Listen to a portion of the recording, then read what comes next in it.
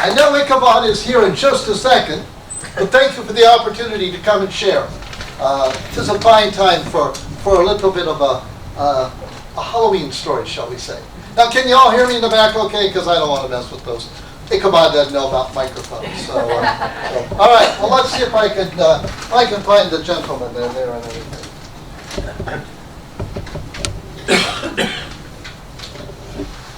So tell me, my good lad, 'tis a cold night, and it looks like you could use a bit of a wee drink from the tavern. Would you care to join me? Yes. A drink? Okay, well, let's do that there. Here. A mug of ale for this young man, and a mug of ale for me, my good man there.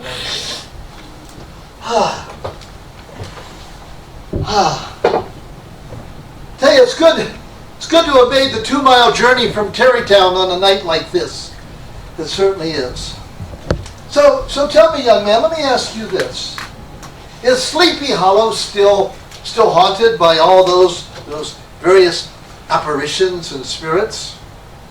The ghost of Major Andre? The lady in white, perhaps?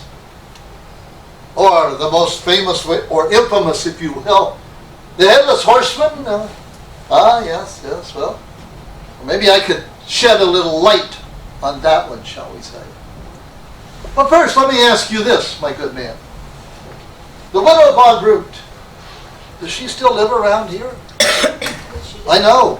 It's most unfortunate that her husband died. So, in that tragic accident. About a year ago, right? Yes. So strange. Bit of ironic. Fell off the horse and broke his neck. And he was always known for his horsemanship. He was an excellent rider. It's very sad. So tell me, where does Katrina live now? Where does she? Yes, that's true. I did hear that her parents both passed away this year, and so she has inherited the Van Tassel mansion. See, you're looking at me a little strange. Like perhaps you don't want to answer questions to a stranger all about the residents of Sleepy Hollow. I cannot blame you for that, so perhaps I should introduce myself and then I won't be a stranger. My name is Ichabod Crane. Yes, one and the same. And as you can plainly see, despite what the old housewives claim, I have not been spirited away by supernatural forces. No. I am just a former resident of Sleepy Hollow who has returned, well, perhaps to set the record straight. Now, I have told my story and my adventures of what happened here in Sleepy Hollow to a good friend of mine, a gentleman by the name of Dietrich Knickerbocker. And Dietrich has told that story all over it in every tavern in upstate New York, and I'm sure received a lot of free drinks for telling the story. But he even told the story to a good friend of his, a gentleman by the name of Washington Irving. And Irving went so far as to write a story, wrote it down, I do believe. But somewhere along the way, as facts often do, they've been misconstrued. For the story that he has written is not exactly the way it actually happened. Now, I arrived in Sleepy Hollow many years ago from my native Connecticut, and I came here to be schoolmaster for the children. Now, almost as soon as I arrived in Sleepy Hollow, I quickly noticed that it was bewitched. There was this dreamy, drowsy air that hangs over Sleepy Hollow, and I'm sure you feel it yet today. I'm sure you do. Folks around here at the time, well, they sort of wandered about in this continued state of revelry, given to hearing strange music in the middle of the night, being haunted by disembodied voices, seeing dreadful apparitions, such as a black-clad horseman who rode late at night, minus his head. And as for me, At the time, oh, I fit right in, I did. At the time, I was a strict follower of the works of Cotton Mather, especially A History of Witchcraft in New England. Oh, I tell you, no tale was too gross or monstrous for me to swallow.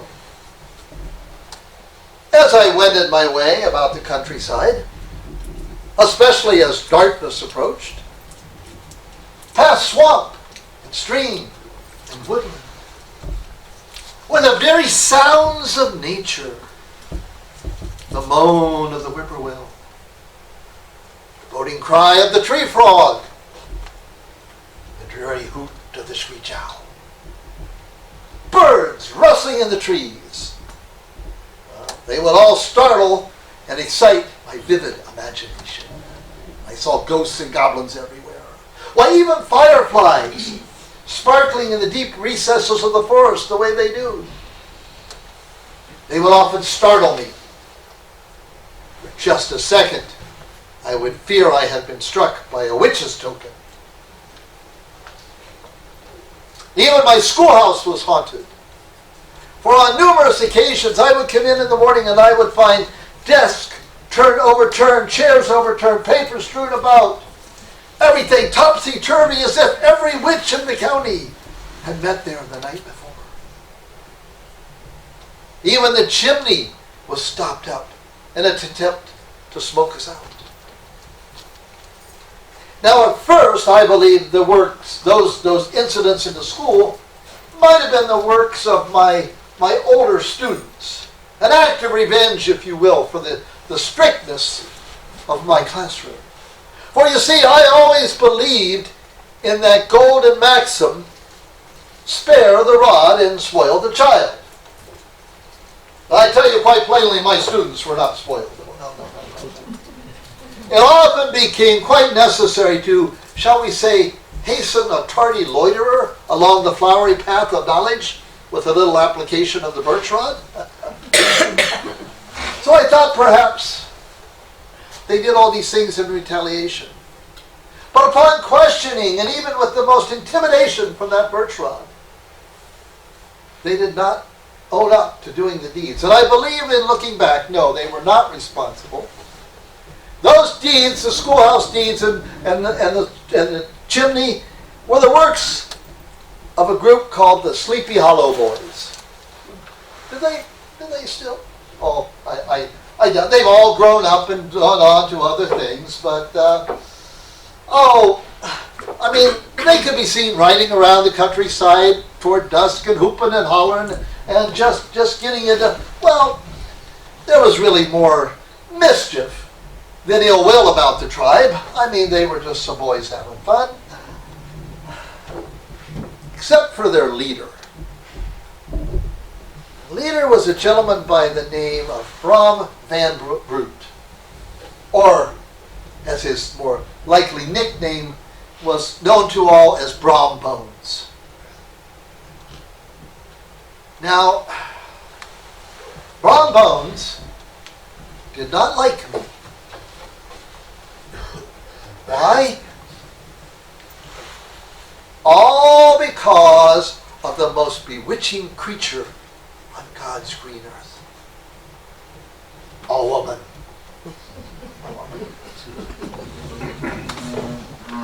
Katrina Van Tassel, to be exact. Oh, she was a blooming lass, Katrina was, a blooming lass of 18. And she was known far and wide for her exquisite beauty. She was the only daughter, the only child, in fact, of the Van Tassels. Her father was Baltus Van Tassel, the richest man in Sleepy Hollow. A gentleman, well, satisfied with his wealth, but not overly proud. He was not. But he was very watchful over his only daughter. He considered her as his most valuable possession. And I suppose he did have his hands full because she was, like I said, a vision of loveliness. She was 18, a bit of a coquette, if you will. But what concerned him most of all was the fact that she was the sole heir to the Van Tassel fortune. And so, of course, he had to guard staunchly the approach to her heart from any would-be, shall we say, gold diggers. But I met Katrina for the very first time when she came to one of my singing lessons.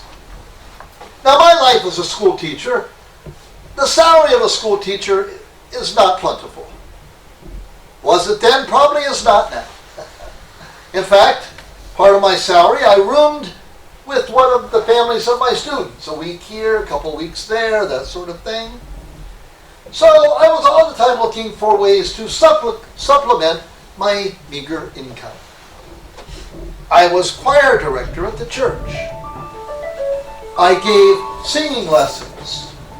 All in all, with the teaching and what it was, a very easy life for this pedagogue. A very easy life.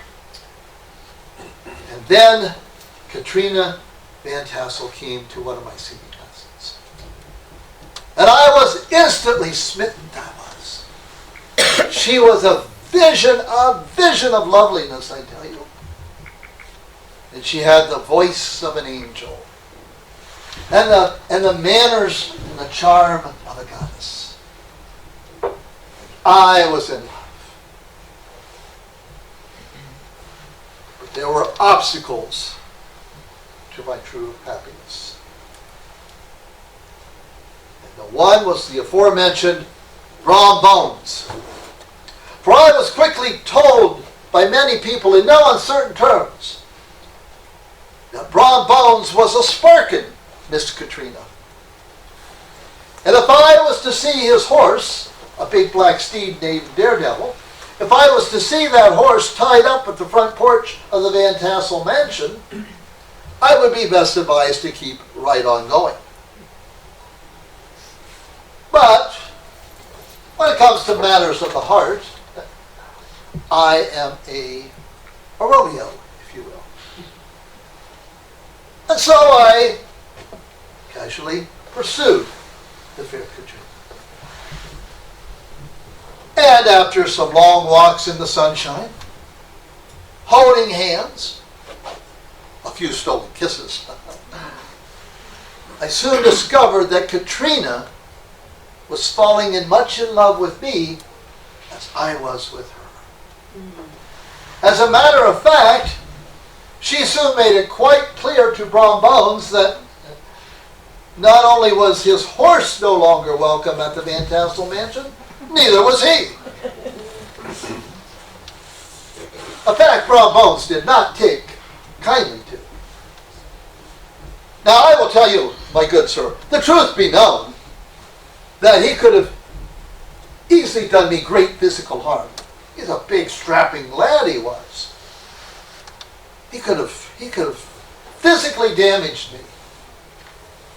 Not thought twice about it. But that would have incurred the eternal wrath of Katrina. And that would never do if he was going to win her back. So he began a much more subtle campaign, such as the incidents at the schoolhouse and other strange occurrences. But the worst was yet to come. Now I told you, my friend, that there were obstacles to my true love. Rom being one. But even more formidable was Katrina's father, Baltus Van Tassel. Now here, sir, Mr. Irving did not get the story right at all. No, Baltus Van Tassel was not the easygoing papa, as told in Mr. Irving's story. No. He was a hard taskmaster. He was very, very protective of his daughter. He knew what was best for her, and by golly, she was going to have it. Matters of the heart were foolish. And it quickly became quite clear that he did not want his daughter, Katrina, be marrying or even seen with a mere school teacher. No, this would never do. This would never do. And so, a pact was made. A pact was made between Baltus Van Tassel and Brom Bones, who, by the way, Baltus considered to be a much better match for his daughter. And a plan was hatched. A plan was hatched to eliminate me from the picture. Now, it was late in the fall, about this time of year it was, when I received an invitation to a quilting frolic to be held at the Van Tassel Mansion. It arrived at my schoolhouse about noon of the very day it was to be held, delivered by one of Van Tassel's servants. Well, I was instantly so excited. Oh, I was delighted. This was my chance. What a better setting to ask Katrina to marry me. This would be the perfect thing. I will admit I was so excited with such anticipation that, well, my mind was not into teaching the little urchins in my school that day. And struggle as I might, and I couldn't concentrate, and so finally, I dismissed class early, much to the delight of the little creatures, I will say. I spent about an hour at my toilet. I wanted to look my absolute best, because I would be going before Sleepy Hollow's high society, but I knew that I would look my best for my fair Katrina. I even went so far as to borrow a horse from Mr. Van Ripper, who I was staying with at the time. The horse was a broken down old plow horse. At one time it must have been something, for its name was Gunpowder. Its firing days were long over, I'm sure. But there was a little viciousness left in its eye. But nonetheless, it would be a noble steed for me to venture forth. And so I did, and I suppose I looked well. As I rode along that late fall afternoon, I might have looked a little bit like one of the scarecrows from the fields as I went by. I mean, the only coat I had did not fit my frame. And I had no money nor time for a tailor, so my long, lanky arms stuck out. The saddle was too short, my knees were up to here and everything. My big hands were like shovels, but still, there was not a more intent Romeo upon a purpose as I rode along. I remember it was a beautiful late autumn day. There was not a cloud in the sky. The frost had touched all the trees and changed the leaves to dyes of purple and scarlet and orange. The apple trees were opulent. They were opulent. They were oppressive in their opulence, as a matter of fact. So many apples promising many, many pies and gallons of cider. Speaking of pies, it was a very good year for pumpkins as well, as evidenced by all the numerous orange globes that shone forth from the bottom of the stacks of Indian corn, the shocks, which in themselves promised many cakes and hasty puddings. As I rode past that fragrant field of buckwheat, dotted here and there with beehives, how could I not think of a stack of dainty flapjacks smothered in butter and honey? For I am a man who likes to eat. I was not disappointed, I tell you, when I got to the Van Tassel Mansion. Oh, no.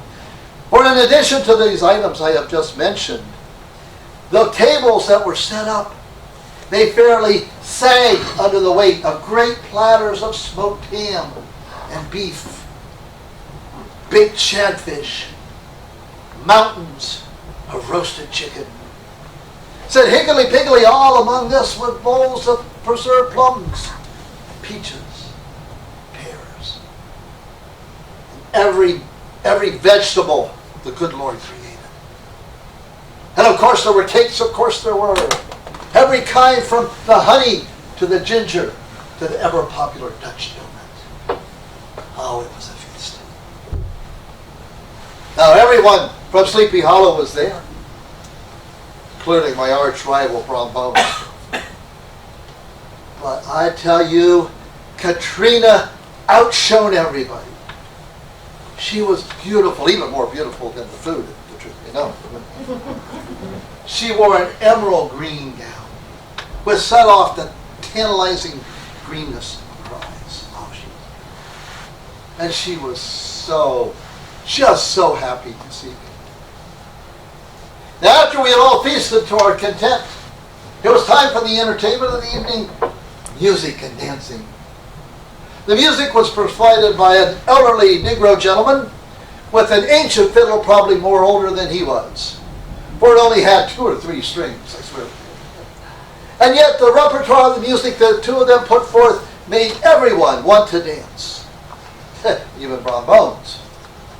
As a matter of fact, he came to the fair Katrina and asked her for the first dance. The nerve! But she quickly made it clear to him that her dance card was completely full for the evening, all promised to me. Which sent Brom Bones to the far corner. He sat there scowling at me the whole evening. But I cared not, for I love to dance. I love to eat, I love to dance. And what a better worthy partner. I tell you, we danced and she laughed and her eyes sparkled, and we spun our way around the dance floor. We were the center of the attention.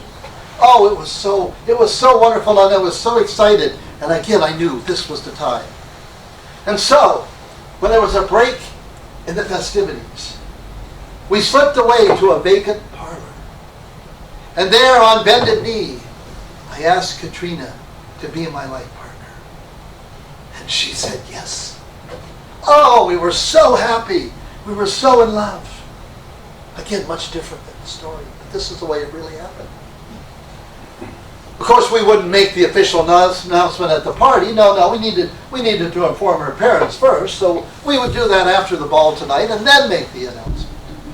But still, when we went back and we finished dancing, I tell you, we were light happy. We were like we were dancing on clouds. Then the evening took a frightful turn.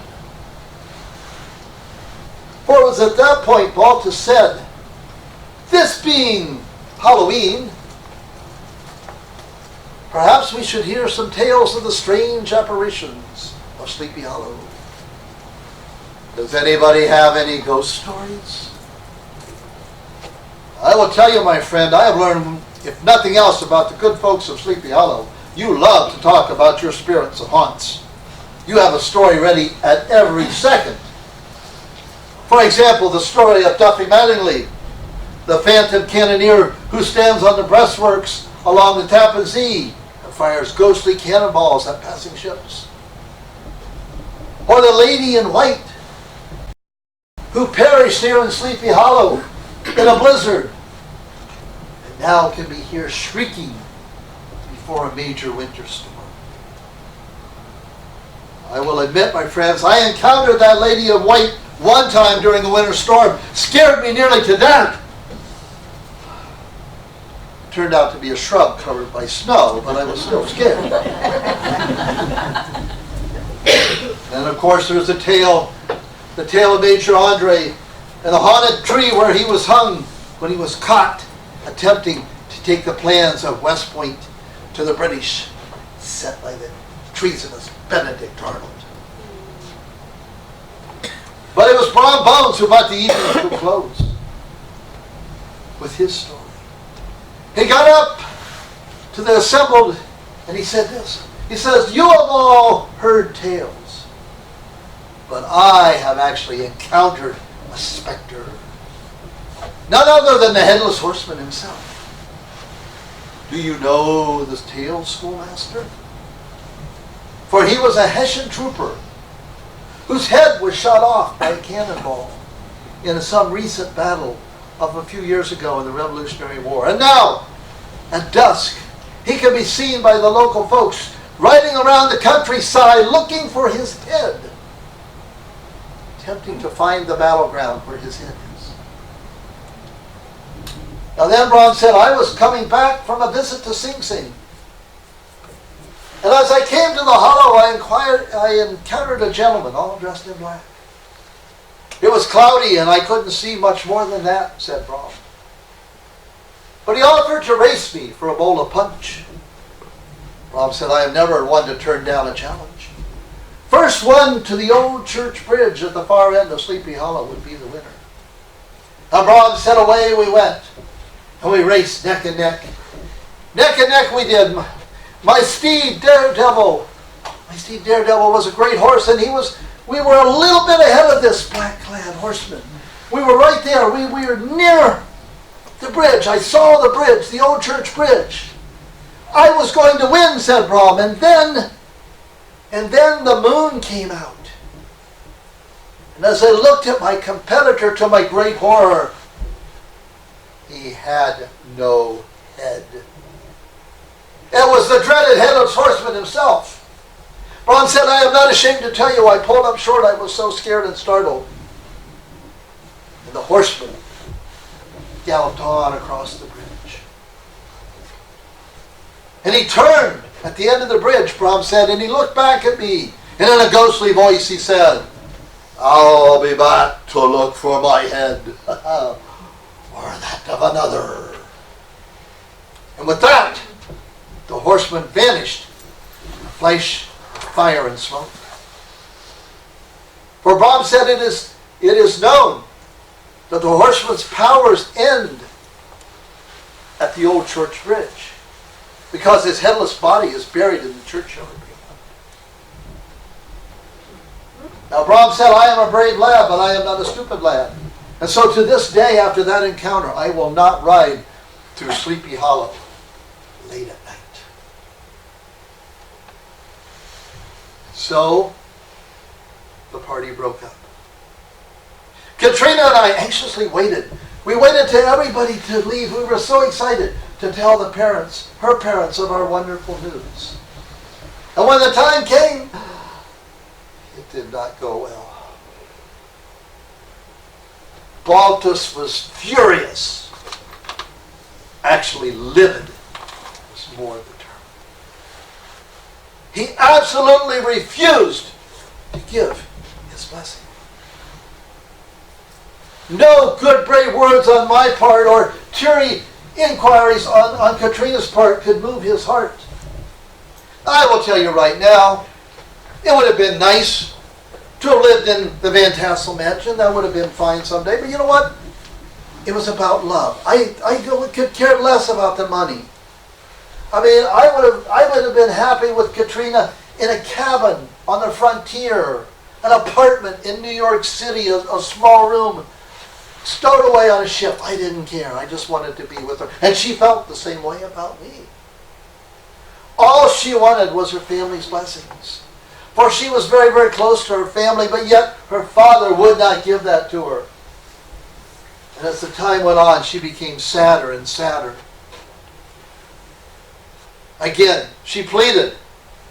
He insisted that I leave Sleepy Hollow forever. But I love Katrina. This I would not do. And then came the final terrible edict. If you marry Mr. Crane, you are no longer a daughter of mine. You will be removed from the will forever. Immediately. So we knew all was lost. We left the parlor. We went out on the front porch. She was crying. She was brokenhearted. But I knew something. I knew that she would be very unhappy if I took her away from her family. I knew that. And I knew I had to do something because I loved her so much. So I hugged her. I gave her a lingering kiss. And I whispered in her ear, I will find a way to make you happy.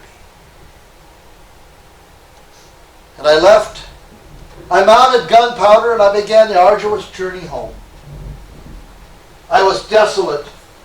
I was chopfallen. What could I do?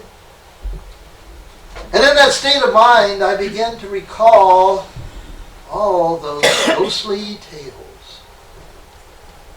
Now, my friend, ghostly tales are quite entertaining when told around a crackling fire in a fireplace, by whose ruddy glow a spectre would not dare to show his face. They're quite a different story when you think about them under the pale, dim moon, a midnight moon.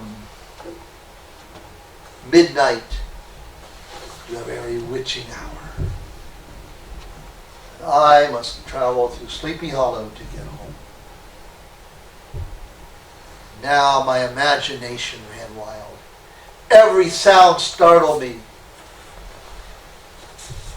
The moon, the clouds obscured the moon and the stars. It grew terribly dark. Limbs took on the shape of fingers of demons reaching out. I was terrified. And then as I rode along, I heard a low groan. Oh, it must be the sound of two tree limbs rubbing together, of course. But when I looked to my right, there, at the edge of the road beside me, was a black-clad figure on a black steed. It was too dark to see anything else. Who are you? I croaked out in a stammering voice. No reply. It just sat there looking at me. Now, I had no desire for any midnight company, so I began to ride on, just slowly. The rider matched my pace, step for step. I sped up a little bit. He sped up a little bit. I know what? I will stop and let him go by. He stopped too. He sat there, motionless, making no attempt at molestation or sociability. Just sat there looking. That was worse than even an actual attack. What should I do? What should I do? And then, to my great horror, the moon slipped from behind a cloud. And I saw not only the figure, but I saw something else. For at the top of his neck, in the spot where a head should have been, was a total empty space. Just an empty space above where that part of the anatomy should be. And upon further reconnoitering, I realized that not only was the head not there, the creature was holding his head by the pommel of his saddle. It was the Headless Horseman himself, the commander-in-chief of all the spirits of Sleepy Hollow. I was terrified. What head was he looking for? I was terrified. And I remember what Brahman said. If I could but get to the old church bridge, his powers end there. And so, with mighty several kicks into the sides of Gunpowder, we bolted forward. I didn't know Gunpowder had that much energy left in him. He must have been as scared as I was.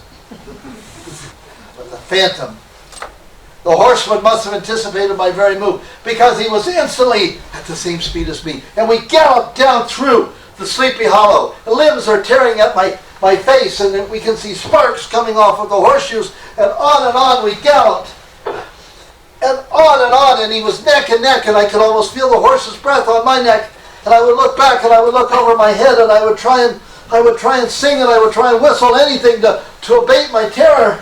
But then I saw the old church bridge. The old church bridge was there. I just had to, it was at the far end, but I had to get a little bit closer, so I leaned forward, and I wrapped my arms around Gunpowder's neck, and I'm trying to urge him on. And that's where my unskilled horsemanship became my undoing. For some reason, as I did that, the girths, the straps of the saddle underneath, loosened. They came loose, and the saddle began to slide off. I tried to hold it on with my legs, but I could not. Matter of fact, if I had not grabbed Gunpowder's mane tightly, I would have probably slipped off with the saddle. When it did, I heard it hit the ground behind me, and a second later I heard it trampled under the feet of the horseman's steed. For just a second I feared the wrath of Mr. Von Ripper more than I did the specter, for it was his best saddle. But now I am to the bridge. I'm going to make it. I thunder across the bridge. We make it over the place, and I turn around at the far end of the bridge, and I'm now looking to see the horseman. I'm waiting for him to vanish in that pillar of fire and smoke, because after all, that was the rule, right? Mm-hmm. And as I turned around, to my great horror, I saw he was still there. Not only was he still there, he was standing up in the stirrups of his horse. And he was in the very act of throwing his head directly at me. There was no time to duck. There was no time to move. And then that object struck my cranium. I saw stars, and all was black.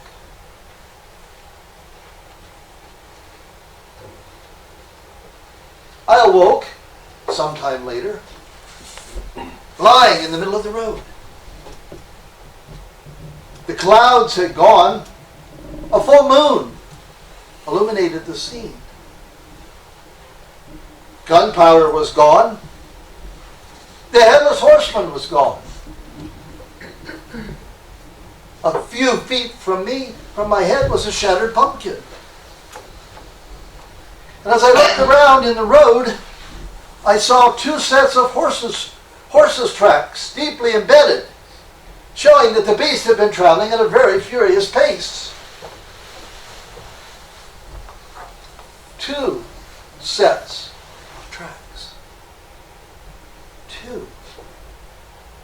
It was at that point, my friend, that I realized ghosts and goblins don't exist.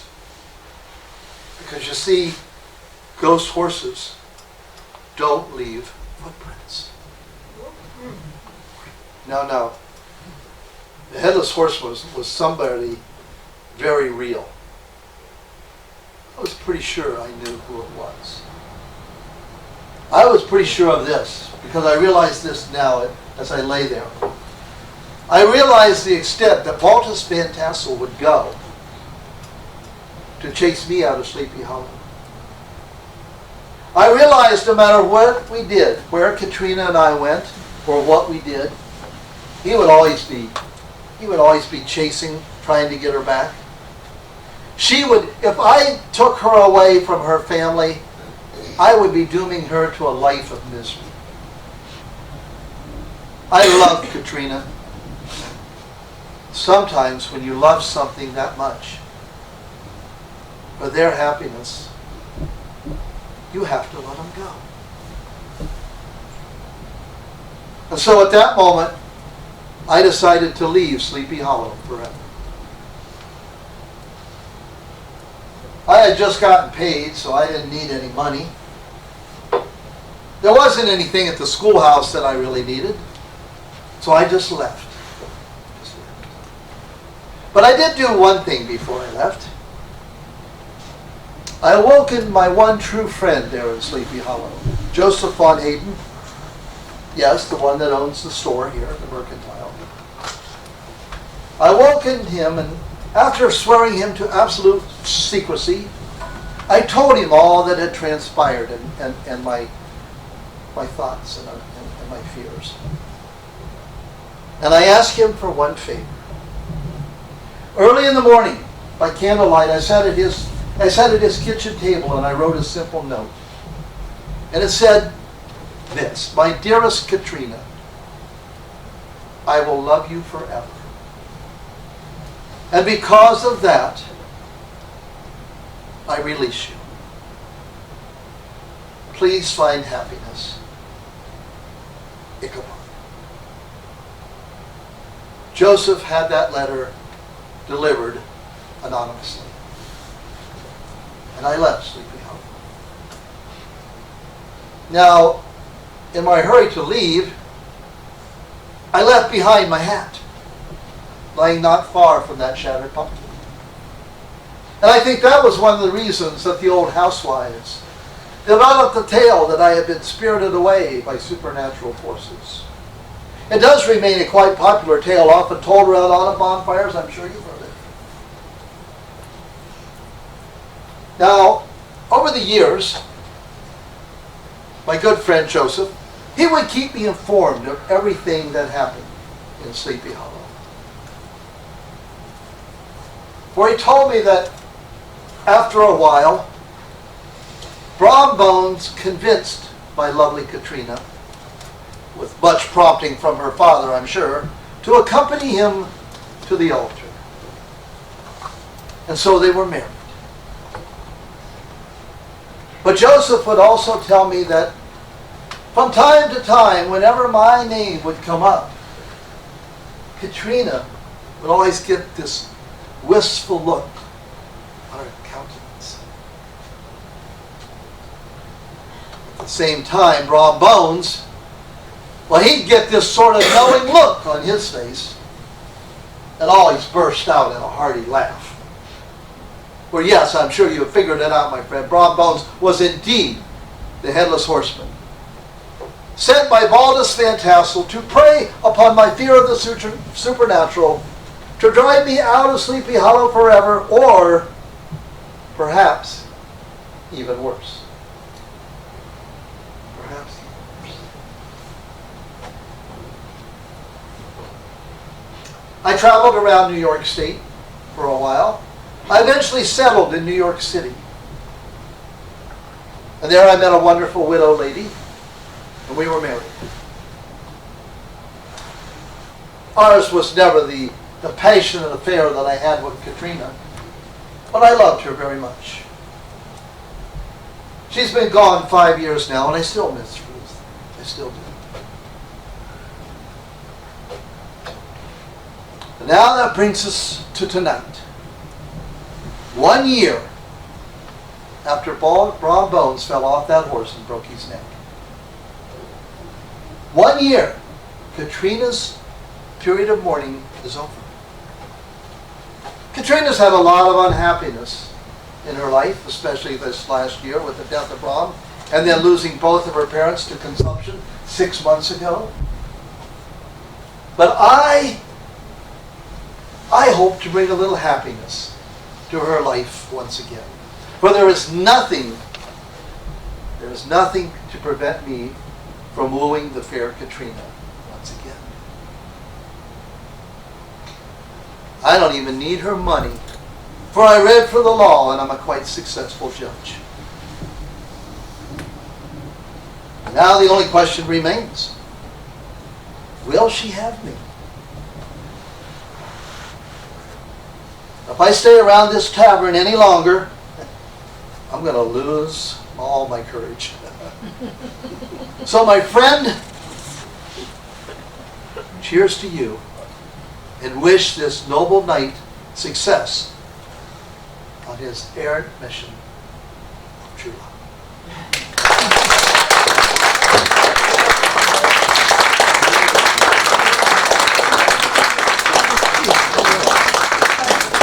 Thank you.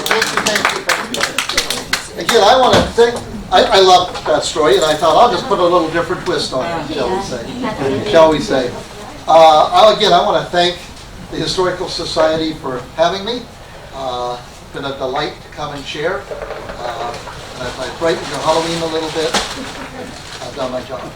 So one last thing. Do be very careful tonight on the way home. Very dark out there. I thought I heard a noise. Could be horses' hooves, perhaps. Farewell.